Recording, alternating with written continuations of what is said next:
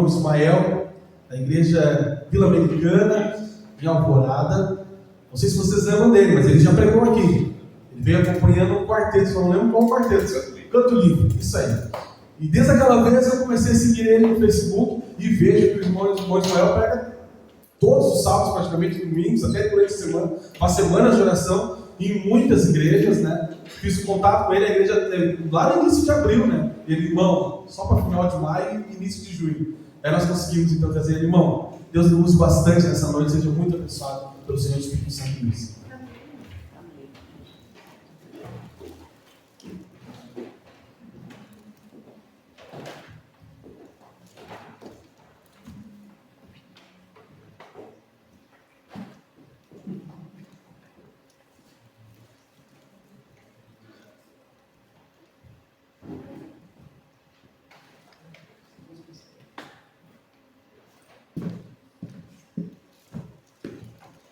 Bom, me pediram para pôr ali, eu acho que esqueci de trazer escada, né, pessoal? Não sei se vai dar certo, mas vamos tentar, né? Eu não avisei o Josias que a altura não seria... Ó, em cima vai ficar difícil. Vou precisar de um irmãozinho universitário.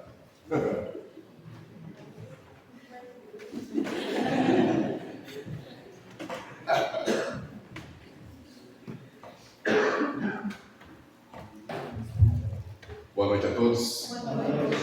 Prazer estar com vocês outra vez para celebrar Jesus. Porque conforme os domingos que vocês estão encerrando hoje, essa etapa pelo menos, ele é o caminho. E na verdade não há um caminho melhor para seguirmos do que o caminho de Jesus Cristo. Não é? Essa noite eu quero trazer a vocês, solta para nós na tela o tema, por gentileza. Eu quero trazer a vocês um tema que pode ser que para alguns seja um tanto espinhoso, não é? E eu quero começar dizendo que durante muito tempo, a estratégia do antagonista, de Satanás, o inimigo das almas, a estratégia dele para com o reino de Deus e para com os cristãos foi realmente matar, foi exterminar. No que se refere aos nossos dias, não é? A estratégia dele tem se modificado um pouco e ele tem tentado invadir o território de Deus com algumas ideias que podem ter muito a ver com um monte de outras coisas, mas com Bíblia não tem nada a ver. Então, nesta noite, de forma muito breve, sucinta, eu quero dar algumas razões a você por que eu não sou evolucionista, não sou espírita e não sou marxista, não é? E se você trouxe Bíblia, abre aí, por gentileza, passa para nós.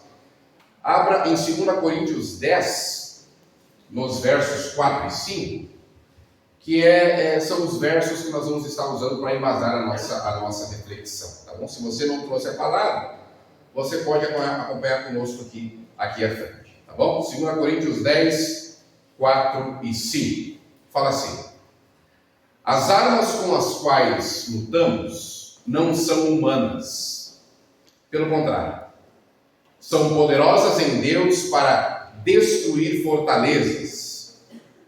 Destruímos argumentos e toda pretensão que se levanta contra o conhecimento de Deus e levamos cativo todo pensamento para torná-lo cativo a Cristo.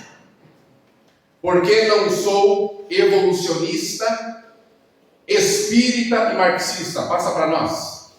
Eu não sou evolucionista. Você sabe que o evolucionismo, ele nasce com Charles Darwin, que nasceu em 1809 e faleceu em 1882. E o resumo, não é, da sua tese, do seu ideário, do seu postulado filosófico, você vai entender por que postulado filosófico depois, não é? É que ele diz que todos os seres vivos, tudo que há, tudo que existe e é vivo, descende de um mesmo ancestral, um ancestral comum. Ou seja, tudo aquilo que há teria advindo e existe por causa de apenas um ancestral comum. Em um segundo momento, ele diz que isso que se estabelece como vida tem o seu desenvolvimento através da seleção natural, ou seja, o mais forte se sobrepõe ao mais fraco de maneira a exterminar o mais fraco.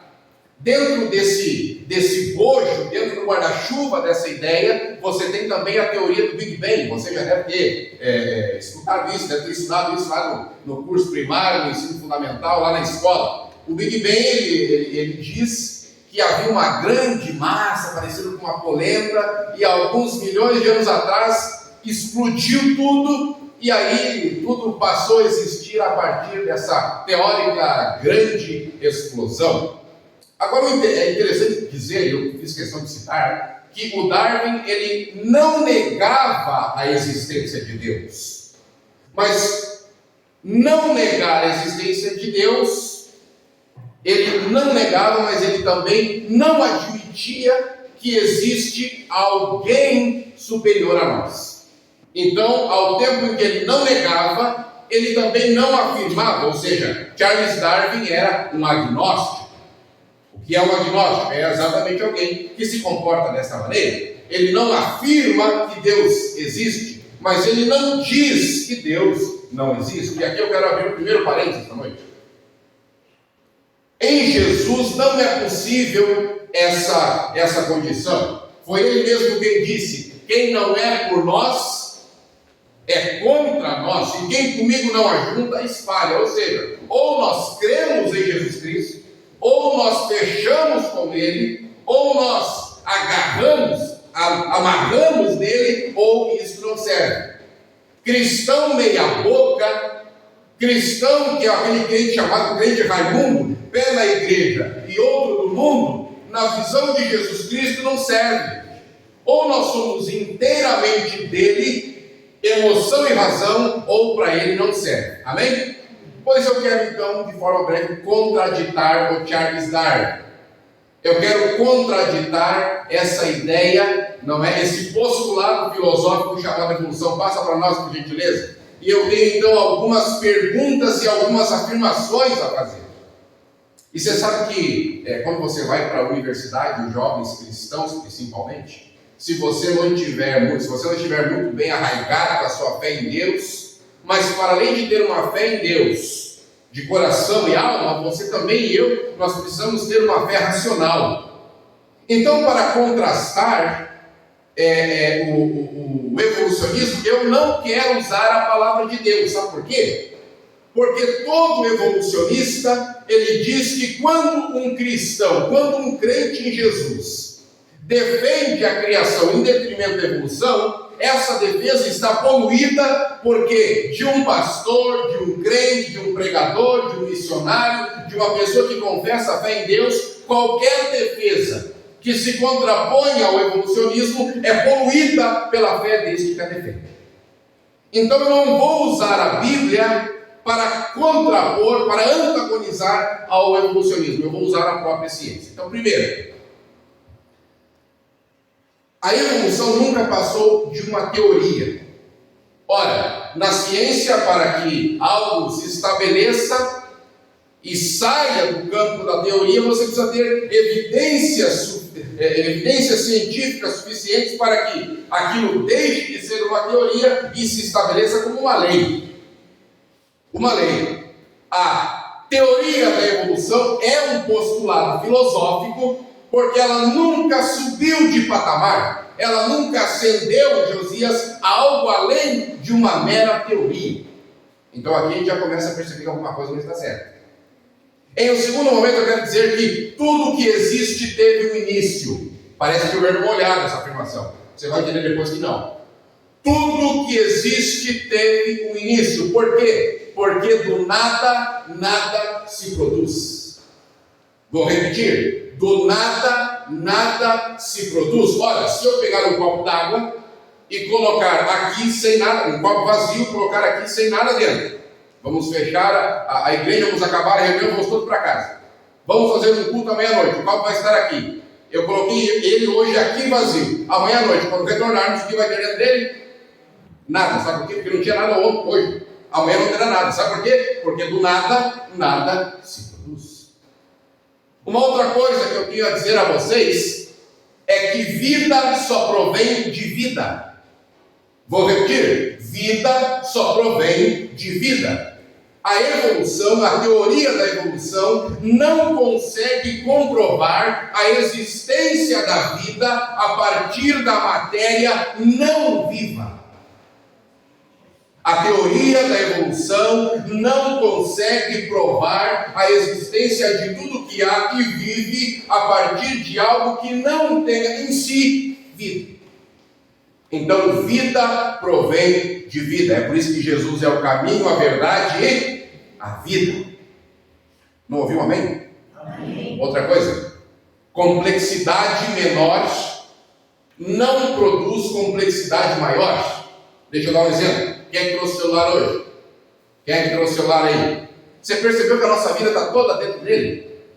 Não é? Hoje eu saí de casa para vir para cá, não precisei trazer carteira. Por quê? Porque a habilitação está lá dentro. O documento do carro está lá. Se eu ficar apertado de dinheiro, eu faço um pix no posto de gasolina, está lá, o banco está lá dentro, não é? As suas fotos estão lá dentro, vai para as redes sociais, depois está dentro do celular. Então você perceba, perder o celular hoje é difícil, não é verdade? Ninguém quer perder o celular. Agora o interessante, o celular, ele tem um sistema, ele tem um software dele, ou seja, ele tem inteligência dentro. Só que todo sistema fechado, inteligente, a sua inteligência depende de algo fora dele e não vem dentro dele. Perceba, todo sistema inteligente que há, fechado, ele obrigatoriamente precisa de um sistema inteligente fora dele para colocar dentro dele inteligência. Olha, o que somos nós se não um ser inteligente com um sistema fechado dentro de nós? Quem haveria colocado essa inteligência em nosso interior? A grande explosão? A matéria não vida? O Big Bang? Eu me arrisco a dizer que você precisa de muito mais crença para acreditar na evolução do que na criação. A partir do que eu estou te falando e o que eu estou te dizendo não tem nada a ver com Bíblia.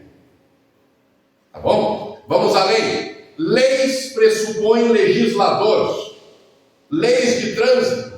Leis, deixa eu trazer a vocês aqui na própria essência, lei da gravidade, as 3 leis da termodinâmica. Ora, leis pressupõem legislador, todos nós seguimos leis e essas leis foram estabelecidas por alguém. Ora, todas as leis físicas e químicas não podem ter surgido por obra do acaso, porque do nada, nada se produz. Ora, quem haveria produzido as leis que regem o mundo?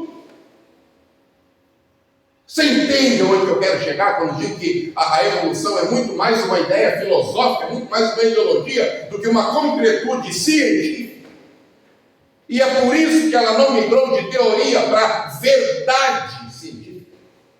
Nunca, continua sendo teoria da evolução. Veja, só para encerrar essa parte, as maiores mentes da ciência de que se tem notícia, a grande maioria, criacionista. Já ouviram falar em Isaac Newton?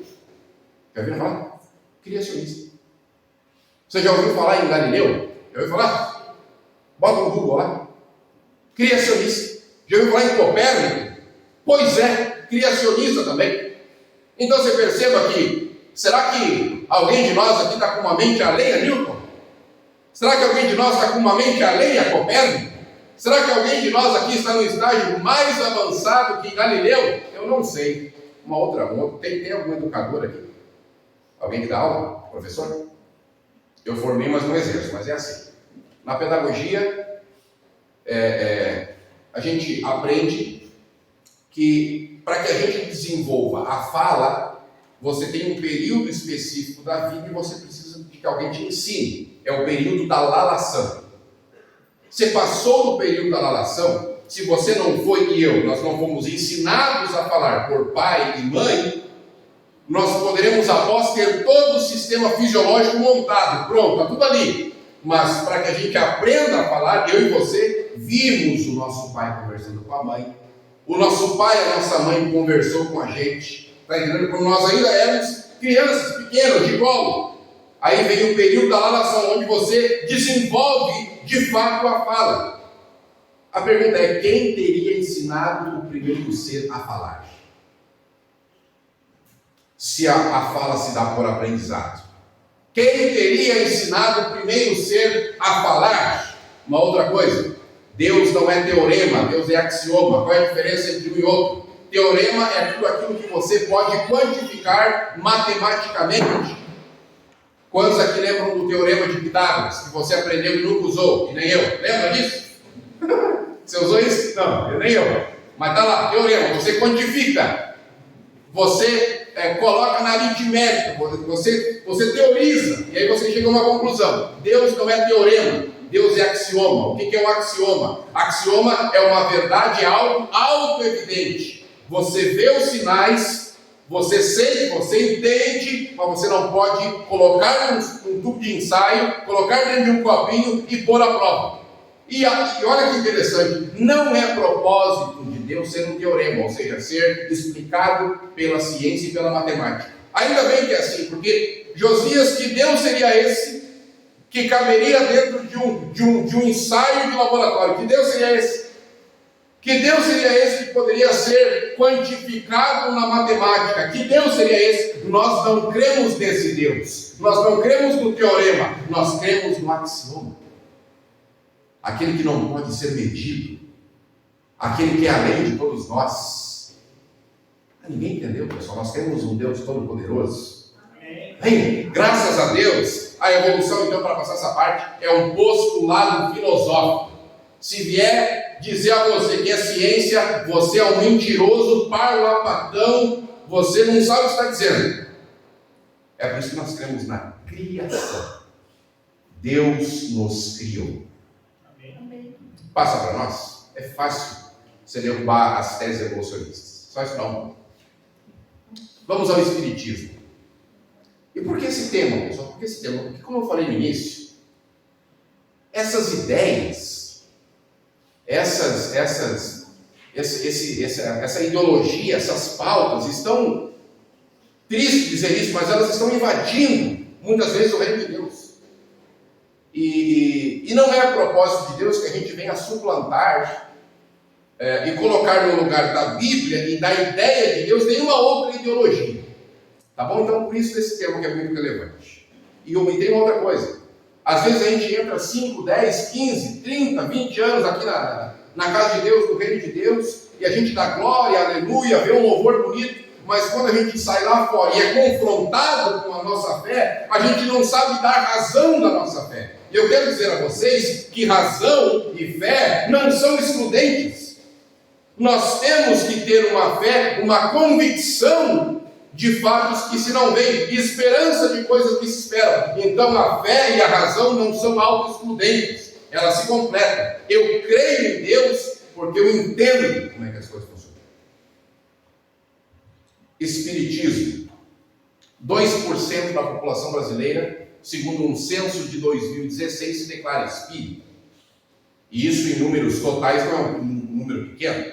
Quantos milhões de brasileiros hoje? Então você pega aí 2%, a fatia da sociedade que se declara espírita é muito grande. E o espiritismo, eu quero tratar aqui de forma breve do espiritismo kardecista, porque quando você pega matriz afro, religiões de matriz afro, elas também são consideradas um ramo do espiritismo. Mas não, o espiritismo kardecista é considerado o espiritismo mesa branca, ou seja, eles não consideram a macumba, o candomblé, as religiões afros como sendo espírita.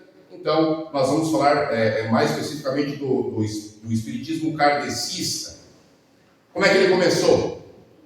Em 1847, uma família se muda para Nova York, a família Fox. Na casa deles aconteceu um fenômeno. Mesas e cadeiras começaram a tremer, copos, sem que ninguém os pegasse, foram arremessados à parede, e as coisas começaram a se mover dentro da casa sem que alguém as movesse.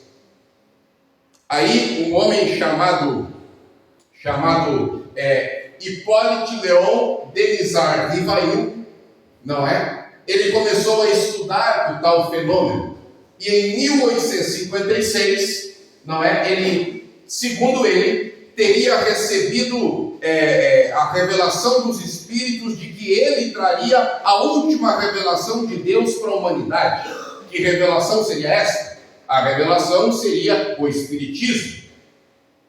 E aí então, segundo Allan Kardec, porque ele adotou esse pseudônimo, por conta de um filósofo celta, que agora estaria falando através dele para então dar à humanidade esta última mensagem, porque ele acreditava, não é? Os espíritas acreditam que Moisés trouxe a primeira mensagem ao mundo, não é? Jesus teria trazido a segunda grande mensagem ao mundo, mas a mensagem de Jesus, e tanto de Jesus quanto de Moisés, foi capenga, ou seja, eles trouxeram uma parte da revelação.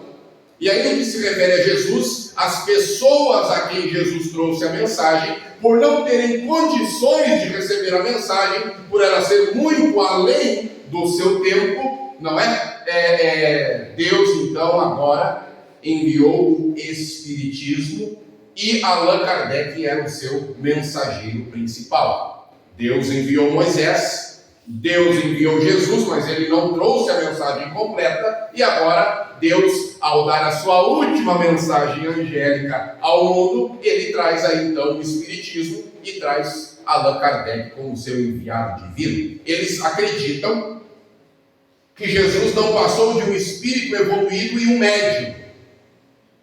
E aí eles até usam uma referência bíblica, porque você pega a palavra de Deus, Jesus dos 12 anos até ser batizado, você não vê nenhum relato bíblico de Jesus na adolescência e na juventude. Não tem lá.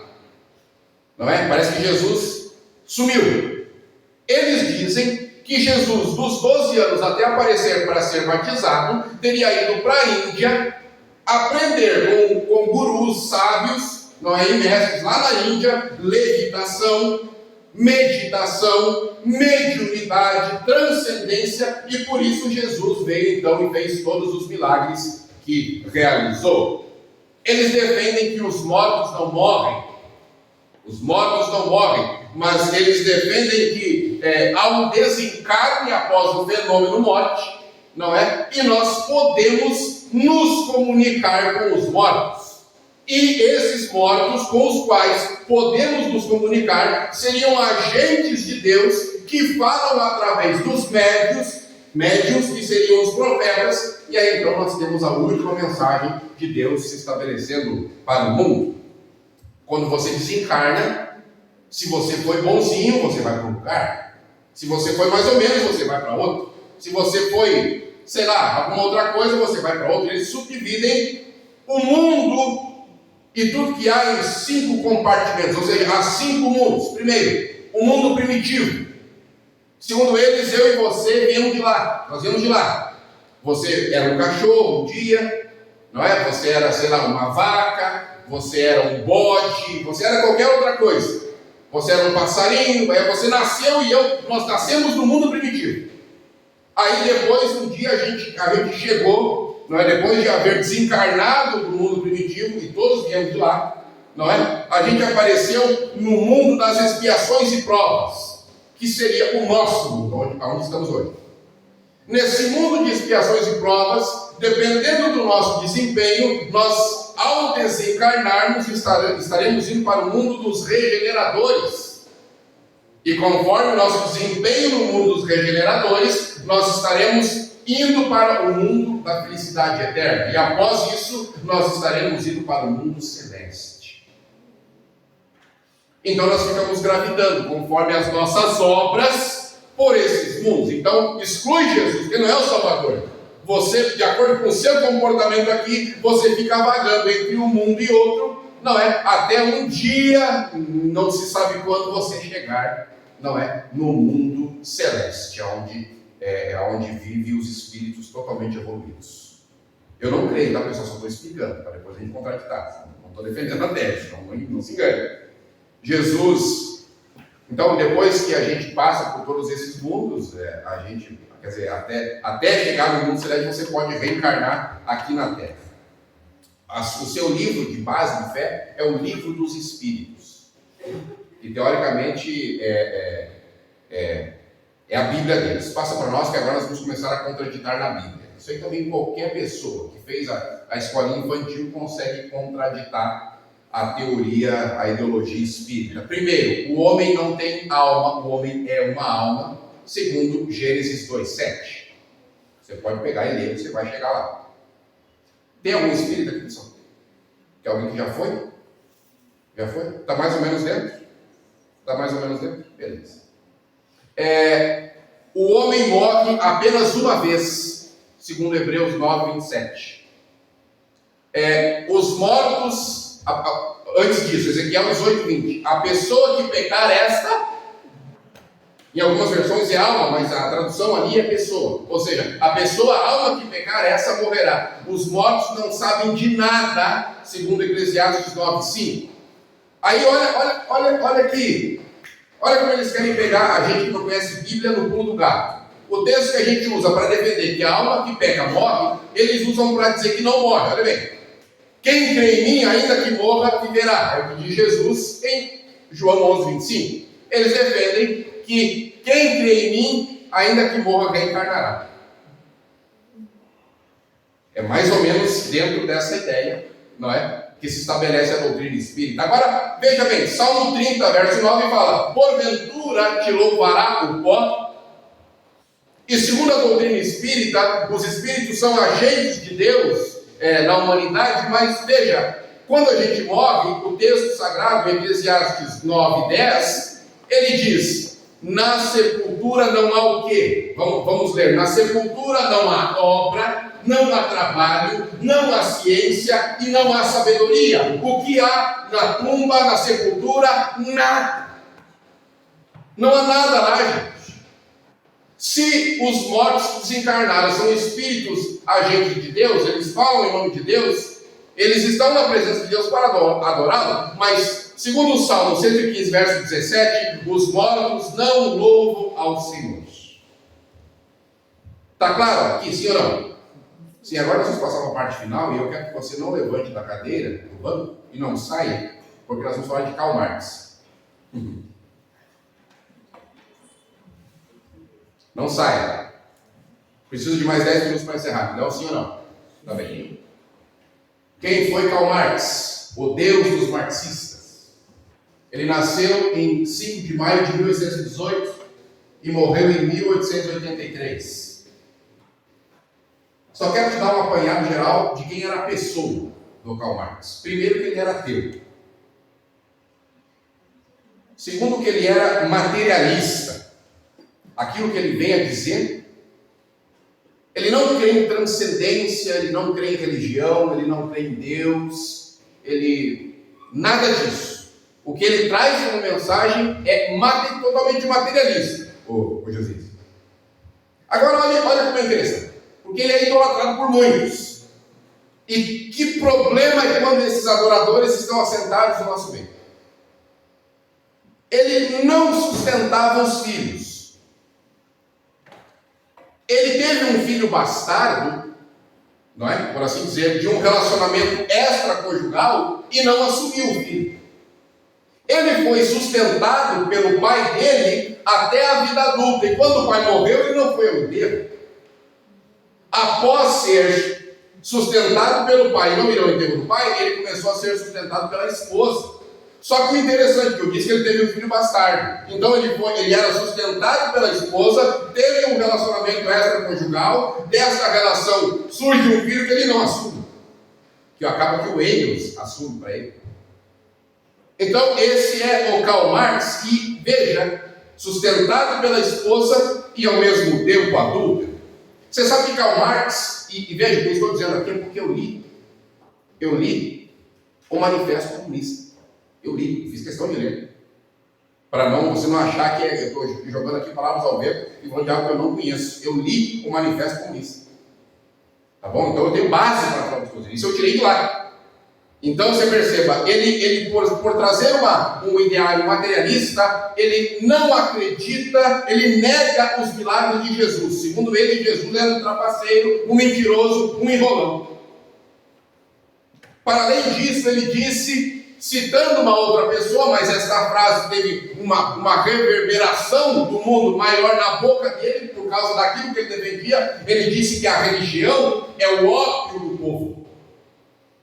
A religião é a ilusão do povo. A religião é a droga do povo. De maneira que todos nós que estamos aqui, essa noite, nós somos drogados. Nós não temos para onde ir, nós não temos a quem recorrer, e a gente resolveu se sentar para ouvir um gritão neopentecostal pregar, falar a respeito de um Jesus e tentar desconstruir a minha mensagem. É isso que nós estamos fazendo aqui hoje.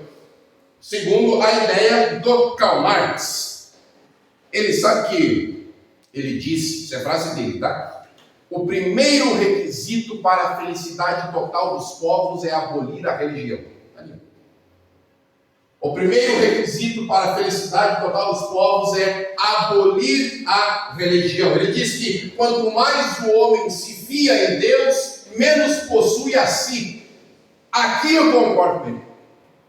Sabe por quê? Porque não sou mais eu quem vive, mas Cristo vive em mim. E uma outra coisa, eu não quero ser de mim mesmo, eu não quero viver para mim mesmo, eu quero viver para quem? Para o caminho, a verdade e a vida. Isso aqui está certo.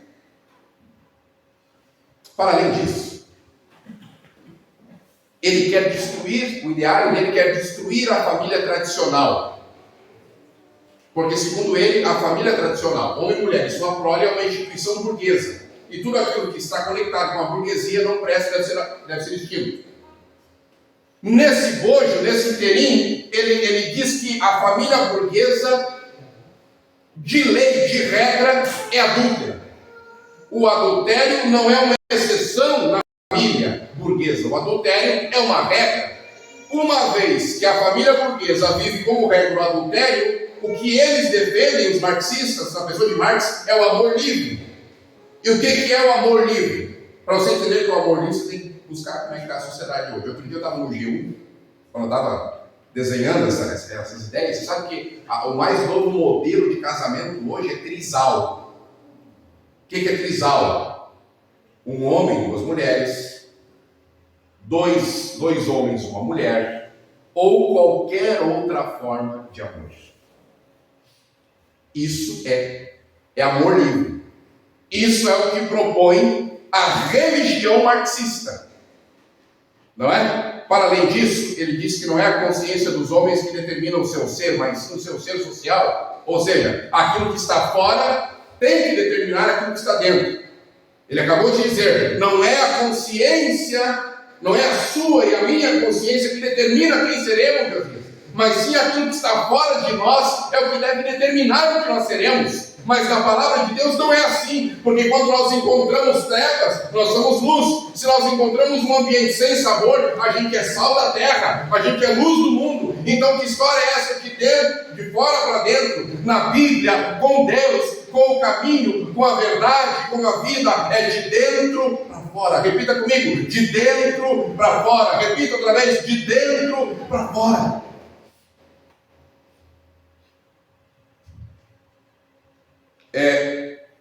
Os marxistas dizem que os cristãos são homofóbicos, sexistas, patriarcais e apoiam um monte de besterol. É isso que o marxismo defende. Agora eu vou te provar que o homofóbico, o sexista, o preconceituoso é o Karl Marx, não os cristãos. Isso aqui vai para o meu canal depois, tá? Está registrado. Sabe o que ele disse dos negros? E a igreja de onde eu venho, Alvorada, tem uma comunidade negra muito, muito grande. Ele disse assim: sendo que comparado ao resto de nós, um níger, que é um negro, que é um crioulo no texto dele, sendo que comparado ao resto de nós, um níger, um crioulo, é o que há de mais perto do reino animal. Vou repetir a leitura. Para você marxista que diz que os cristãos são preconceituosos, olha o que o teu Deus está te falando. Sendo que comparado ao resto de nós, um níger, um crioulo, é o que há de mais perto do reino animal. Olha o que ele falou dos judeus. Qual é a religião de um judeu? Dinheiro. Agora sobre os homossexuais, porque o mundo hoje marxista, cultural, diz que os cristãos é que são preconceituosos. Mas olha o que o Stalin, que é um marxista, que é um socialista, que é um comunista, que é um adepto do marxismo, olha o que ele disse a respeito da homossexualidade. Ele disse que a homossexualidade é uma patologia burguesa. Ou seja, a homossexualidade é uma doença burguesa. Imagina esta frase na boca de qualquer cristão hoje. Agora, para passar essa parte, para nós contrastarmos o Marx, vamos para casa. Olha o que ele diz sobre a escravidão. Assim, a escravidão é uma categoria econômica da mais alta importância. Assinado Karl Marx. Passa para nós. Vamos responder a esse infame. Aquela ideia de fora para dentro não se estabelece na Bíblia. Não vos conformeis com esse século, mas transformai-vos pela renovação da mente. É óbvio. Ele quer destruir a família, mas quem criou a família foi o Deus criador de todas as coisas. A família não veio do nada, e do nada nada se produz, e etc, etc, etc. Deus não apoia na sua palavra a luta de classes, de negros contra brancos, de ricos contra pobres, patrão contra empregado. Luta de classes na Bíblia não se sustenta. Por quê? Vinde a mim todos os que estão cansados. Deixa eu abrir um parênteses. Você, porventura, se sentiu cansado por esse dia? Você se sentiu triste? Você se sentiu desprezado por alguém? Deus não faz acepção de pessoas e não faz luta de classe, não pergunta de onde viemos, mas Ele quer nos dar um futuro, dizer para onde vamos, porque Ele é o caminho. Jesus e o cristianismo não tem nada a ver com Karl Marx. Ele propõe amor livre. Na Bíblia nós temos não adulterarás. Ele diz que quando a gente vive para Deus, a gente não tem mais esse mesmo, e ele está certo, porque não sou mais eu quem vive, mas é Cristo deve viver em nós. Nós não defendemos preconceito sob nenhuma forma. E a religião não é a nossa droga. A nossa religião é Jesus Cristo. O nosso Deus é Jesus Cristo. Passa para nós vamos encerrar. Passa para nós. Agora eu vou te contar em quem eu creio. Eu creio no Deus Criador de todas as coisas. Eu creio que Ele enviou o seu Filho Jesus para dar a vida por todo aquele que nele crê. E Ele não pergunta de onde você veio, como que era a sua casa, como que era a sua família. Ele não quer saber de nada quando Ele nos diz: vinde a mim, você, com as suas falhas, com seus erros, com deformidades de caráter. Não importa se é muito rico, se é pobre, não importa se anda de um belo carro, ou anda de ônibus ou de Uber, não importa, vinde a mim. É o que diz Jesus. E Ele é Deus. E só há um Espírito que Ele nos deixou, não muitos, não vários. Ele nos deixou apenas um Espírito. Qual? É o Espírito Santo de Deus, que te trouxe aqui nesta noite, que vai te capacitar para o bom debate, para dar razão da sua fé, lá no covil de lobos que é o mundo. Ei, nós não estamos aqui para nos brincar de crente, nós não estamos aqui para uma reunião, uma convenção social, nós estamos aqui porque nós estamos nos preparando para um reino que jamais terá fim, e Cristo é o rei nesse lugar. Os domingos jovens estão encerrando, mas a nossa fé não encerra hoje. A nossa luta não encerra hoje. E é por isso que nós não podemos nos calar. A sociedade lá fora quer suplantar o ideário de Deus, mas nós, em nome de Jesus Cristo, tomaremos esta palavra, permitiremos que o Espírito se mova dentro de nós, e nós abriremos a nossa boca com poder e autoridade para declarar que há um único Senhor, há um único caminho, e Ele ressurgiu à morte, e Ele voltará em glória, poder e majestade, e nós subiremos com Ele. Jesus daqui vai levar a mim e a você. A pergunta é: você quer isso? pé e vamos orar.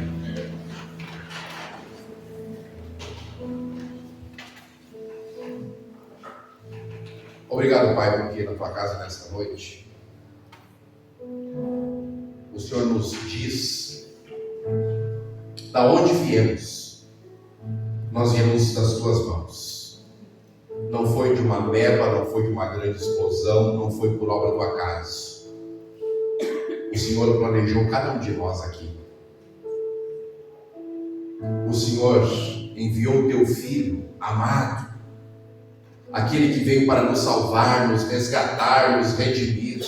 E nós acreditamos que a mensagem dele foi completa, foi total para nos salvar, para nos perdoar, para transformar o nosso caráter, para transformar a vida desse nosso familiar que ainda não te aceitou, para trazer de volta esse filho que foi embora da tua casa, dos teus caminhos. Nós cremos em Jesus Cristo, Ele é o nosso Senhor e Salvador. E nós acreditamos que o teu Espírito se move entre nós nesta noite. Por favor, que nenhuma ideologia nefasta suplante a tua palavra na nossa mente e na nossa vida, nem na vida da tua igreja. E que todos nós, ao sairmos desse lugar, consigamos dar razão da nossa fé, do que cremos, porque a nossa fé nos levará para a eternidade. Porque nós te aceitamos e reconhecemos a ti como nosso único, exclusivo e suficiente Salvador. Nós oramos gratos, em nome de Jesus. Amém e graças a Deus. Que Deus te abençoe.